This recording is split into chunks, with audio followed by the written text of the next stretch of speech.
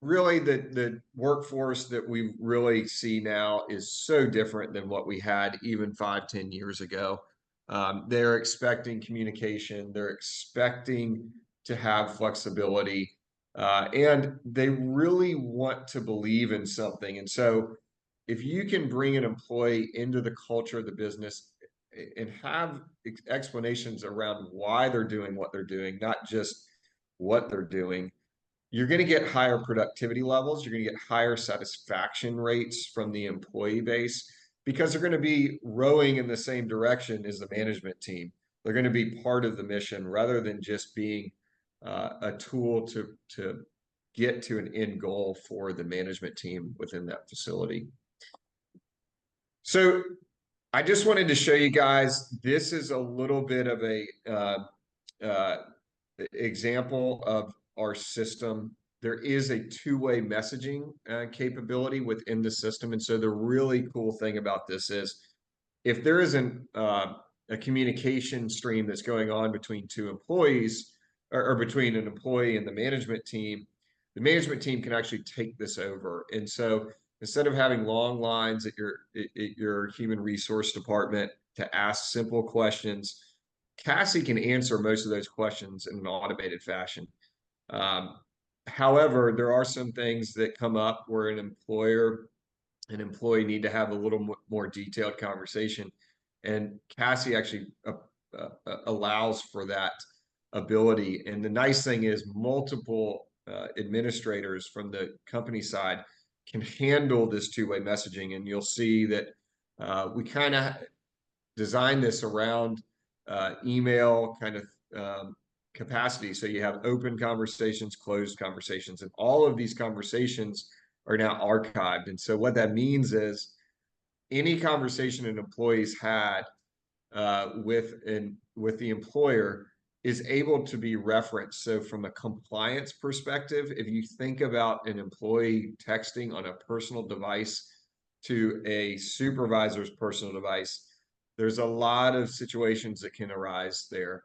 And now we kind of take that away from personal devices, put it on a platform where these communications are archived. So there is no inappropriate kind of communication that could come up, no allegations that can't be reviewed. And so it's really important from a compliance perspective to be able to have that documentation of text messaging that's occurring between an employee and a manager. One thing to point out here is we do not allow two-way communication between employees or between anyone that has not been given administrative rights on the system.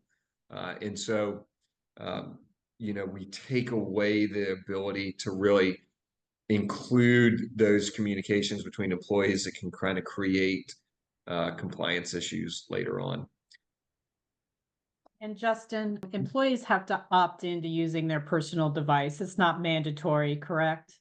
It is, and that's an important point because there can be a gray area around whether or not an employer needs to pay for a device that's communicating with an employer. Because the employee is opting in, we're getting around all regulations around communicating directly with that employer or employee. It's very easy for the employee. They just text the dedicated number for the employer, and then CASI walks them through a double opt-in process in which we capture the individual's name, we match them with that individual that's already within the system. And then moving forward, we have documented the double opt-in process. So if there's ever a compliance issue, we have that information. In addition, we have now linked that individual's phone number with the individual so we can customize communications and personalize communications to them, meaning we can use first names, last names, when we're addressing that individual. And from an adoption and engagement rate, that type of personalization is very important. But it also allows us to communicate with the employee, not have concern about whether or not this communication is for purposes that might require us to compensate the individual for using their device. And there are some best practices there too, when you're communicating with an employee. on their personal device. For example, you don't want to be contacting that individual when they're off shift and asking them about a specific work product, meaning texting an individual that works on first shift during a second shift and asking them, hey, we have a machine down, you were working here, can you tell me what happened, if you will.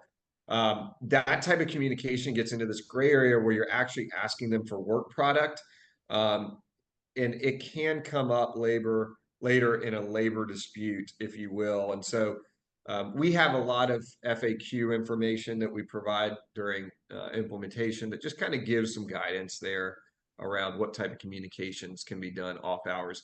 Anything around scheduling, anything around just notifications, that sort of thing, you don't have to worry about. And that's really what you want to be engaging with your employees off shift about anyway. So right now I'm just showing a quick example. This is our call out functionality. And so you'll see the reporting here is pretty interesting. So not only can you see a historic graph view of the call outs that happened, you can click into specific days. You can share this report with people within the organization. You get to see what groups they're in, where they're calling out, what shift, if they've called out prior to 2 hours before the shift or within 2 hours of the shift. And we also provide call out reason details. So if someone said their grandmother died 10 times, you'll be able to see that and know that you have a little bit of an issue you might want to talk with an employee about. But it also gives very detailed level information about call outs, which is extremely valuable in future planning around these call outs and around additional staff that you may need. And again, CASI can, if during the implementation you want to turn on this feature, CASI can backfill those positions automatically. So she can reach out to everyone within that that's able to work within that department that does not currently have a shift scheduled to come in and fill that position. And we see pretty strong rates of those immediate level backfilling of positions. It's generally around 80 to 90% on the backfilling side, but it varies based on the labor pool that you've created for yourself to be able to manage that additional volume.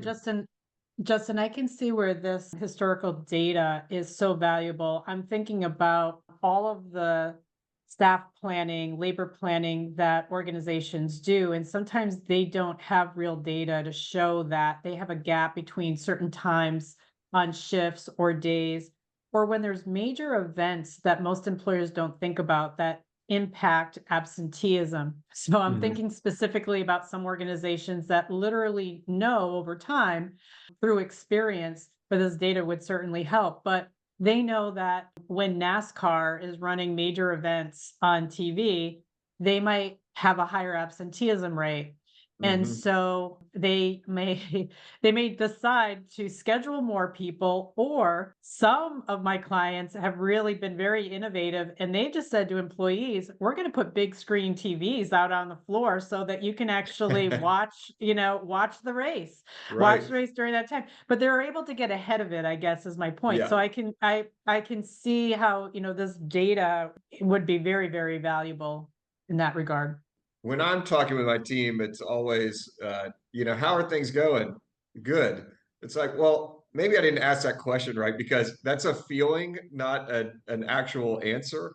And so we see that a lot with employers. They're like, well, I think, during this event, we had a lower turnout because I feel like our productivity was down. We didn't see the amount of volume going out.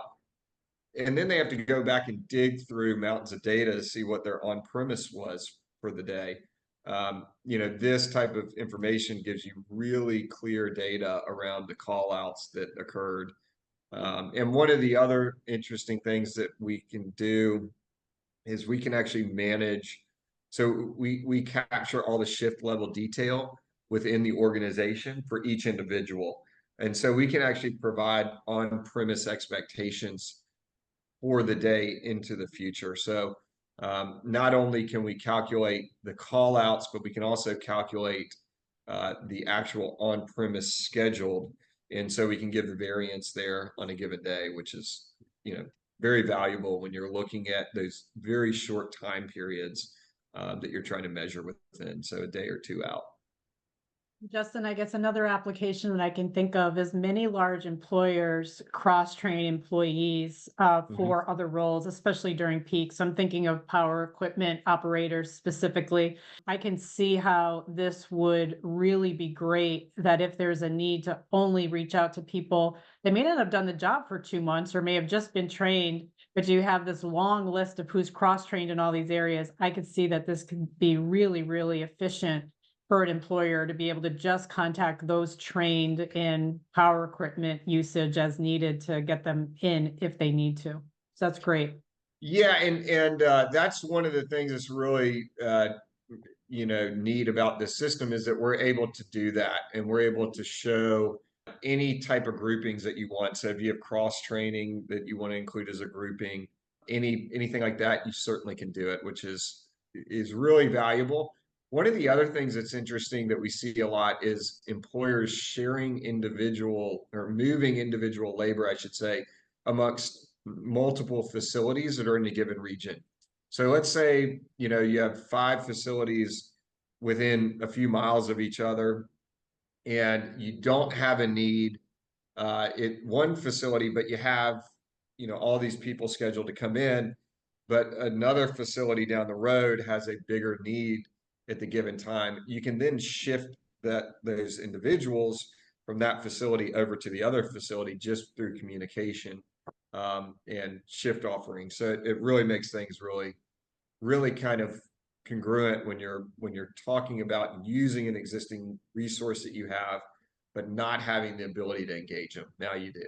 This is just an example of how you set up a manual claimed. It's very easy. You just set up the process. So you're basically defining the start time, the shift duration, and then you're identifying who you're targeting it to. So one of the things that's again that you're doing here is you're actually targeting it to individuals that can work within that department. So if they're not trained in that department, you can exclude them from that shift offering. You create limits on how many people can pick it up, and then CASI actually manages to that limit. So once the shift has been filled and those positions are no longer available, CASI will let them know, hey, I'm sorry that the shift has been filled. One of the other things that CASI does is create a sense of urgency around these shifts. So she'll let individuals know when they get that message that, hey, there's only so many remaining positions. And so that sense of urgency we see really helps to trigger individuals to pick it up sooner rather than last minute. And so you can get a better idea of who's going to be in the facility for that given time period.